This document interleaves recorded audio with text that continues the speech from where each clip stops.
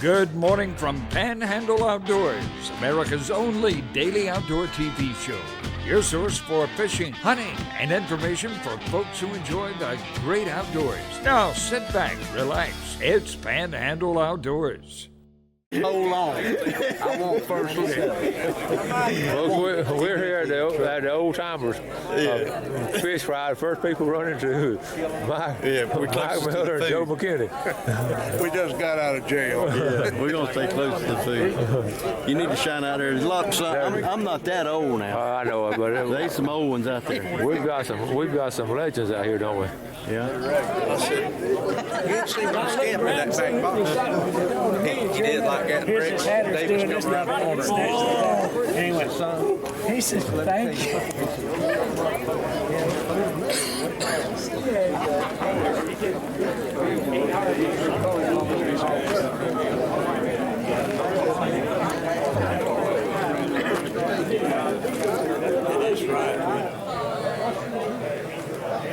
These were the shakers and movers of the Bay County fishing and boating industry, folks.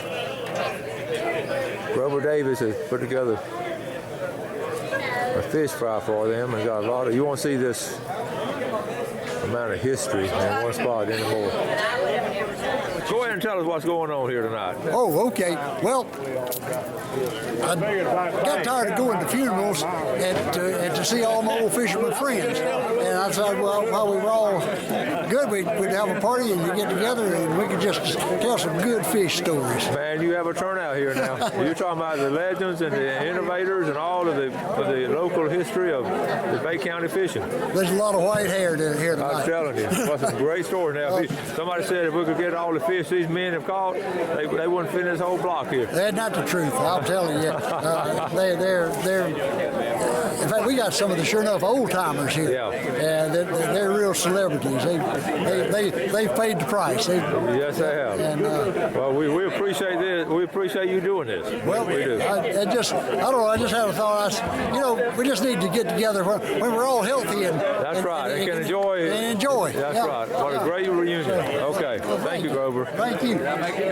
Bill Morar. Now, you're talking about some great stories now. Bill, one of my favorite stories in the book is that Hurricane Camille story about how y'all got out of that. I was reading that the other day and I was just squalling. Yeah. You remember it well? Yeah, I still got that piece of rod that was wrapped around the propeller shaft hanging out in my garage. That's amazing. Yeah, can't let that get away. What are some of your favorite stories other than the Hurricane Camille story? I don't know. Going on fishing with that Chester, I guess. Fishing with Chester? Yeah. Chester, how many fish you reckon you caught in a lifetime? Oh, man, a few. I know y'all have. St. Andrew native. Yeah. Yep. Native. And what was the name of y'all's family's boat? The main one is Seven Brothers. Seven Brothers. Yep. That was a legendary boat. Buster and Kay, how you doing? Pretty good. What do you think about this gathering tonight? I like it. This is fine. Good That's idea. what we need more of. Yeah, you see some familiar faces, just a little bit older. I see people that I thought were dead. Thought the same thing about me, I think. Good deal. How are you doing? I'm here. It's so good to see you. Good to see you. I'm like Nanny Pearl. I'm so proud to be here. We're proud you're here too. I tell you what, this is a head table right now. I don't even be at the head table. I don't even know what I'm doing. Well, you're one of the legends, Captain Don Morrell. How you doing, young man? All right, you doing good? Good to see you. What you been up to? Nothing. How many years you got in the business? 66 years. You've been a captain for 66 years. My God, it's good to see you guys. How many years y'all got in the business? I got about 77 years. 77 years. I got about 70 in the fishing business and about 40 in the captain business. Folks, these are the men that built the industry right here. Good to see all you guys. Really good to see y'all. Buster, how many years you got in it? Oh, God, I started after World War II. After World War II, you were doing it. Cap, how many years you got in it? Lord, not 50 54, he got his license. About 6'5". 6'5", and 54, he got his license. I know because we got him the same year. did you really? What year y'all get him? 54. 1954. So you've been a captain since 1954. That's great. Something like it. Glenn, Captain, how you doing, buddy? I'm getting by. How you? It's good to see you. Good to see Last you. time I saw you, I was fishing with you. That's there. Yeah. Caught some fish. We caught some nice fish. Both of them. I know it. Yeah, I see you on your show once in a while. I appreciate that. Captain Bobo. When you gonna get going again? Man, how you doing? You doing all right? I'm doing great. How you been doing? Hanging in there. Did you have your good year? Yeah, I had a good year. Well, listen, what do you think about next year? Going to be better? Well, if the government will let us catch it, I think they're going to cut us short. Oh, We had 28 days. They were going to have less. Oh, my goodness. I was thinking we're going to have more. Yeah, we caught some big old snappers, 25, 27 pound snappers. Yeah, man, I know it. Last 2 days of the season. Is that right? Yeah. All right, here's the spread. All right, I got my grouper here. That's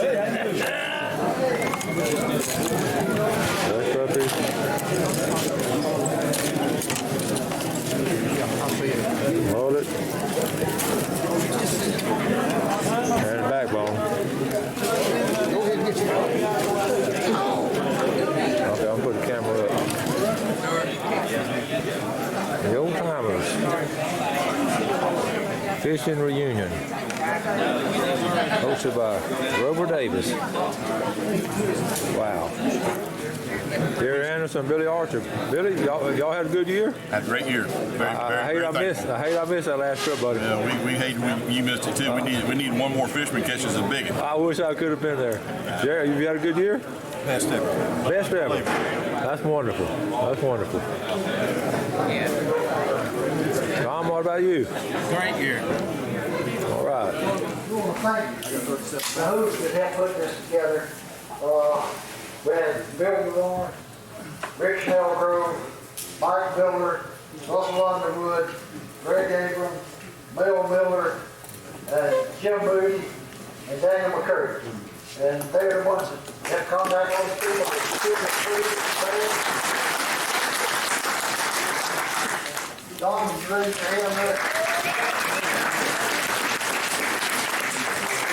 ever have Darryl Holman? Beanie Whitfield, Rusty McKinney, Cicero Brennan, Bill Ratfield. Boy, that's quite a collection. Now, then you got to get sub here. I figured y'all were all in the next generation. So maybe in a few years y'all will get up here too. These guys are amazing price. They've been here and golly, if we had time tonight for them to tell all the stories that they can tell, I'm telling you, it would be unbelievable. And if we had all the fish piled up in a pile that these guys have caught, they would have been in this building, that's for sure. Probably would have been in the shipyard. I want to thank y'all for coming. Now, I hope everybody got a name tag, and there's a reason for that name tag. At this age, I found out when I go somewhere, I just always get a name tag, so if I forget who I am, I look down and see.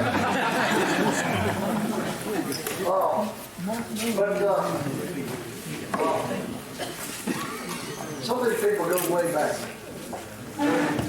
When I first started working on a dead boat, I was 10 years old. And the captain was Buster McKay, the old Queen Mary. And there's a story behind that I was his engineer. And the reason for that, the old Queen Mary was built real low to the water, trying to be tonnage. And it was so limber that the deck was planked with 2 by 4s. And the old boat just bent every time it went over the waves, kind of crawled over them. And if you went barefooted, you stepped on one of those plugs over the seat, and it grabbed you and picked blood vessel in the foot. You couldn't get loose because you hit the next thing. So they took 4 by 4s and they stacked them up on each side, outside the engine. They stacked those up and drip pinned them all through, trying to stiffen it up. Well, all they did was make it heavier. It didn't stiffen it. But the tiller cables, they just bored a hole through there. The tiller cable still run down the outside of the boat. I was the only one little enough to get back there and fix the tiller cable when it broke. So we go way on back there. Then I deckhand speed a little while. Speed I had quite a few experience.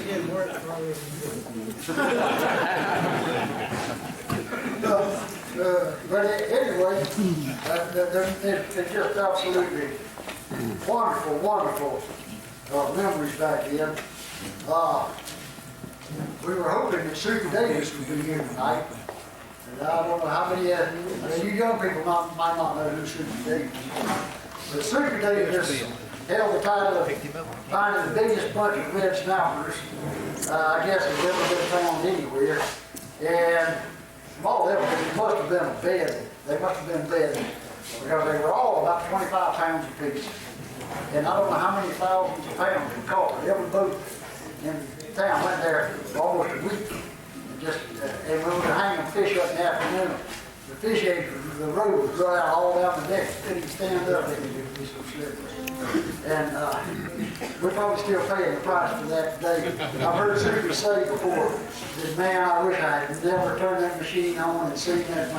He's actually, the story I've heard on it, he was actually, had already been fishing for the day and had his catch and was coming in and he just happened to have the machine running.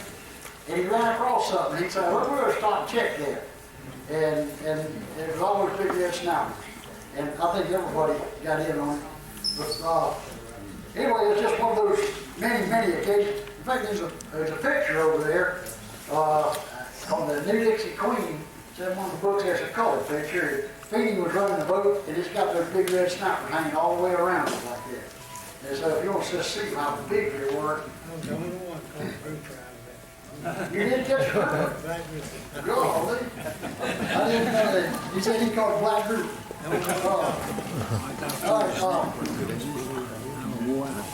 You know, I guess if this group has ever made a mistake in their life, probably make many, but one of the mistakes that we made is that we thought that there wasn't an end to the fish.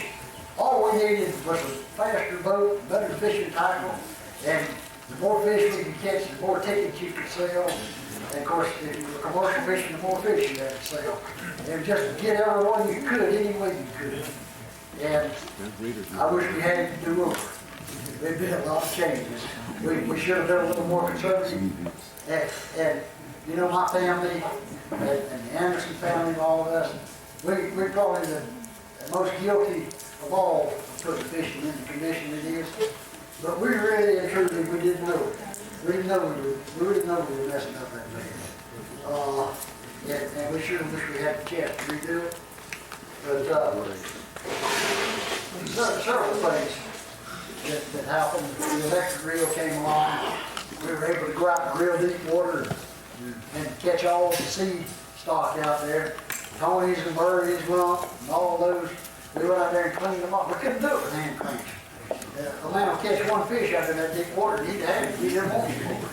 But as soon as he got an electric reel, he could just keep catching them.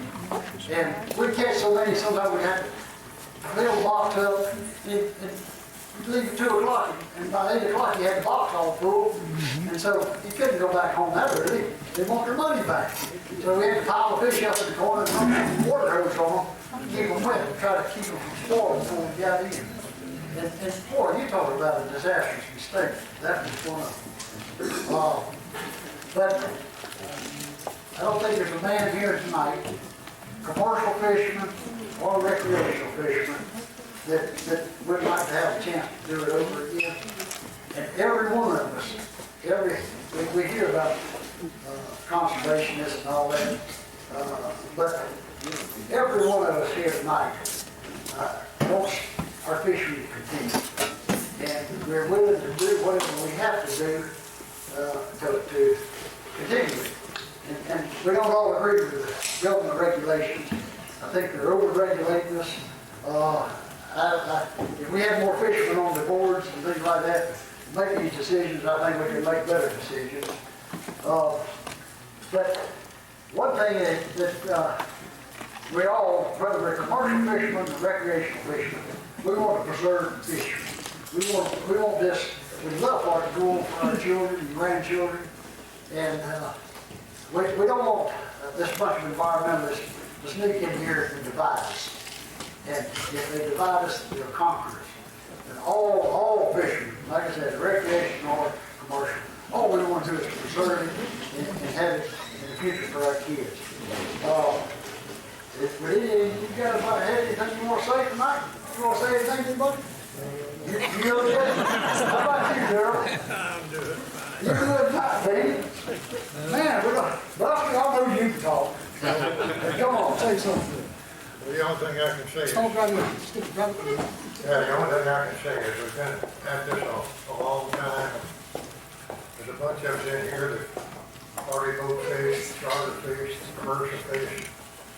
We all fish the same fish, to the same people, fish the same areas. We got to get along.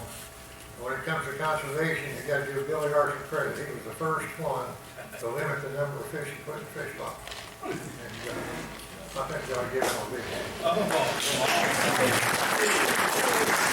I would like to say something, Captain Grover. I want to thank you and the families you mentioned tonight for doing what you did to teach us how to do it.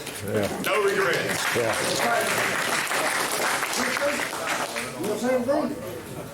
Bill? All right. Well, these guys, they have been there and they led the way. And I know I learned an awful lot from them. And of course, a lot of them are gone tonight. Angus Scott, the list goes on. The ones that's already passed on. But anyway, they left us a good heritage, and let's preserve it, and hopefully we'll have it for our kids to carry on. Thank you. Good job. Very good. Well done. Keep picking out, Coach. That's it. Good to Miller family. Look at here. Are we doing a picture? This is a rose between two thorns right here. Megan, Mike, and Bimbo. George, what was your favorite out of all the old time? What was one of your favorite boats? Wasn't it the Gracie Ray? The Gracie Ray got a special memory. Captain McKay, I worked for him. You worked for Captain McKay? Yeah, me and him saved everybody when it caught on fire. I think mostly it was me running out there. George Gaynor. No. That was it, huh? The Gracie Ray. How you doing? It's another wharf rat here. Yeah? Y'all go way back? Oh, we go all the way back. All the way. What's your favorite memory of George Gaynor? Oh, man, he was a woman's man. A lot of those old commercial fishermen. Yes, sir. I'm talking about that had 30,000 pounds a trip, went over in the other sea. Wow. And Harvey Fiddler was the best there was at it. Harvey Fiddler. You needed him in there, baby. Yeah. And I worked with Harvey, and then later on, I bought the boat that he ran. Okay. It was heavy to the lift.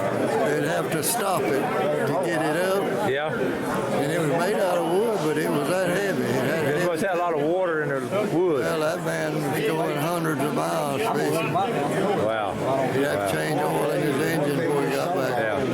I'll tell you all the feeling I get right now. I'm overwhelmed, and it's just, I'm so thankful I had an opportunity about 10, 15 years ago to meet these men, talk to them, interview them, and get their story and get their pictures. I'm just so thankful of that.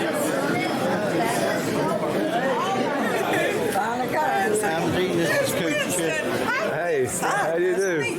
I'm Sandra Bonnie's wife. Don't you remember? I remember you. I do. I'm Gene's daughter. I never. I want to get a picture of y'all together. Okay. Okay, folks. We're going to reenact. We're going to reenact this picture right here. Okay. I'm Gene. Let's see now. Let's change a little bit.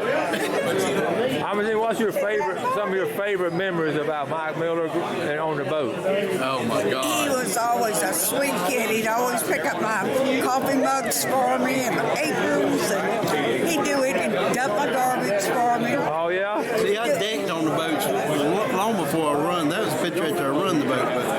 But before then, I was decking and got to take care of the cooks because You got to take care of the cooks. You learned that at a young age. What are some of your fond memories about just working on a boat? Well, you've met the greatest people in the world, the sorriest people in the world, and the in-between. That's a good way to put it. It was so exciting. It was something different. Right, and I enjoyed every minute of it. Wow.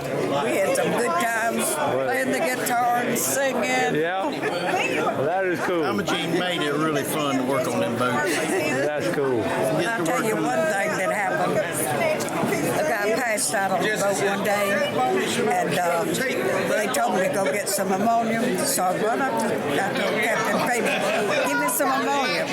And he says, well, we're out of it. All we have is suppositories. So I took the suppositor and I handed it to the guy, and he says, you use it. I said, I don't know how. He says, you just break it open and put it to his nose. So I opened it and stuck it up his nose, and that guy made about 10 laps around the deck before he stopped. Oh. You remember when the guy died on the boat? Bimbo was on there. I wasn't on there. Remember he had a heart attack and died? Scared Bimbo to death. Oh, man. And what was that boat? That was Gemini Queen. The Gemini Queen. All right. Now, when I first met I've known she was on the Florida Queen. Remember that? Yeah. That's when I worked deck for her. Yeah. And then they moved her up to the Gemini Queen. Look at the price of that. Yeah, look at the price of that breakfast. What is the breakfast cost? $1.75, hamburger 80. I can't get my glasses now. Hamburger 85 cents. Yeah. Cheeseburger 90 cents. That's cool. 4 deep back then. That's cool. Folks, this is Captain Kelly. This right here, the Kelly girls. They're dock out of Captain Anderson. Tell the folks how long y'all been in the fishing business. Well, we were starting in the early 50s, and we don't do any of that anymore, but our boys do. And, your boys do it now? Yes, and they do. They took over from us, and we are retired now. Have you enjoyed this outing tonight? Oh, it's wonderful. This is what we need. We need to get all these folks together. There's some working men and people there. And there's a lot of talent right here. Yeah. A lot of talent. And you tell me you get to watch Panhandle Outdoors. Panhandle Outdoors every morning. Oh, I appreciate that. Folks, the Kelly family has been around a long time, and if you get a chance to go fishing, that is great folks to go with right there. Thank y'all so much. Thank you. Grover, I think you could call this a big success. I feel like it was very successful. Well, again, I want to thank you for doing this for all the men and women in the industry. Thank you. I think they really enjoyed it. It's a good chance to all get together and talk about old times. Well, you're a great host, and food was super. Well, thank you. I didn't do all this. I know. Our host group put it together, and so it turned out good, though. We're real happy with the results. Thank you, Grover. All right. Thanks for watching America's only daily outdoor TV show, Panhandle Outdoors with Winston Chester, featuring hunting, fishing, and other activities and information to help you enjoy the great outdoors. Join us next time for Panhandle Outdoors.